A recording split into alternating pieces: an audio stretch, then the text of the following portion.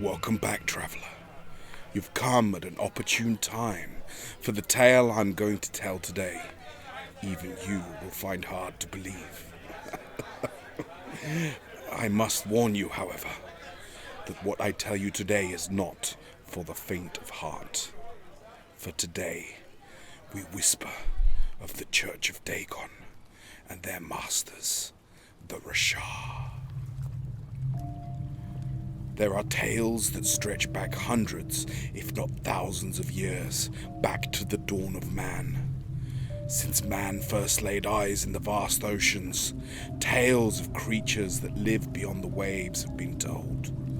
Myths span cultures, and through history there have been rumors of vast creatures that have grown gargantuan over eons, living in depths.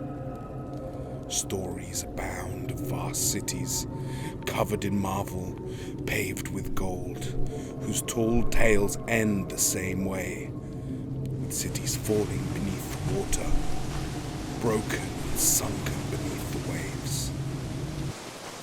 There are many variations of this story, but allow me now to bring your attention to the sunken district of San Canciano.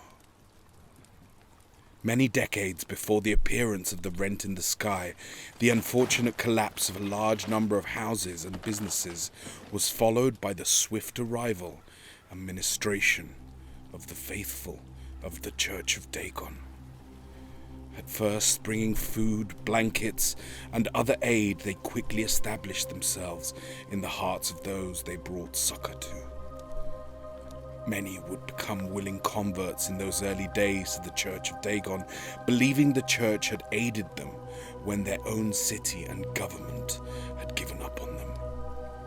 Soon the disenfranchised and disposed from other parts of the city began to flock to the sunken district. It was with these new faithful converts that they would go out into the city and woo those worshippers of the papal religion who had become disillusioned. After the Cataclysm, many blamed the Vatican for the demise of Italy, believing that the dogma espoused by the Pope was contrary to God's will. And many ate it up. Little did they know that they would soon become meat for the old gods. The truth about Dagon is known to but a few humans. The great and powerful old god is said to live in the largest city in the realm, beyond the rent in the sky. The vast might of Dagon is matched only by the other old gods. With eons to battle each other in, they live in a near ponderous state of conflict. Enacting Dagon's millennia-spanning plans and overseeing the sects within the Church of Dagon on Earth are the Magi Rashaar. Human-looking save for close examination, the Magi's power bring forth more Rashaar. They seek to unlock the magical energy that will allow them to widen the rent in the sky sufficiently to allow the Rashaar to abandon their shadowy existence and conquer Venice with legion of scaled monstrosities. There are various ways that these creatures erupt in our reality. Although some have lived on this earth for longer than recorded time, the Magi Rashaar attempt to swell their ranks at every opportunity. Venice is ideally placed upon the edge of the rent in the sky to weaken the barrier that keeps the Rashaar from invading in numbers.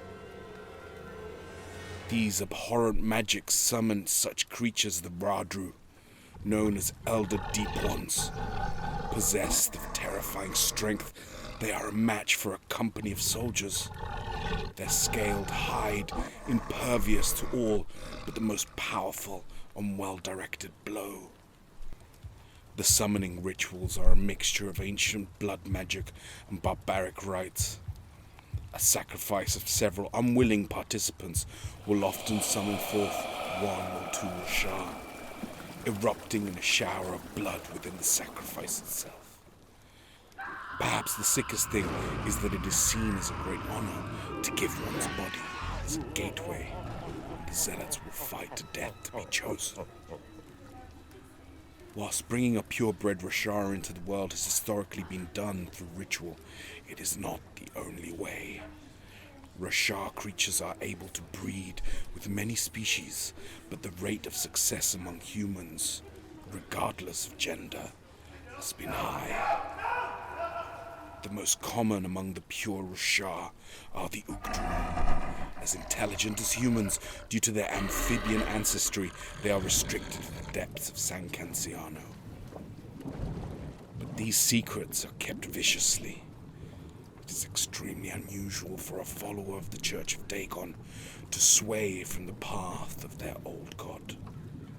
Any that does often meets an unfortunate end. Some parties can be paid off, but other individuals have to be ruthlessly hunted down to stop them from talking. These are merely stopgaps, however, as since the first Rashaar arrived in Venice all those years ago, perhaps even since the idol itself was brought to the city, they have systematically been infiltrating society at both the highest and lowest levels.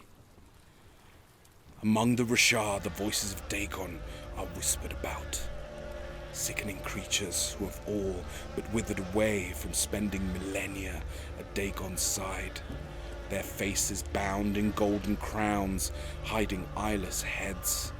Their vision taken away forever, so they do not go mad from such close proximity to their god. Once one of these aberrations crosses to our world, he becomes a conduit for Dagon's will. Always able to hear their god, sometimes sounding like a thunderous boom, and at others, a barely audible whisper. They are arbiters of Dagon's will, and though hearing him would turn the strongest will to madness and suicide, the voices of Dagon keep his will mostly to themselves, only rarely offering small words of wisdom when called upon.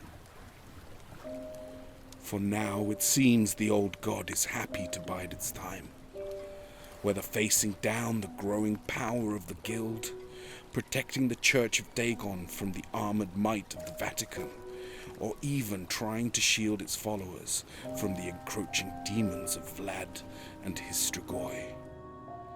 For now, heed my word, and if you venture to the sunken district of Sancanciano, think about those cities of myth that were swallowed by the ocean, and ask yourself if it happened all at once, or over a period of time, with Dagon watching over all of it.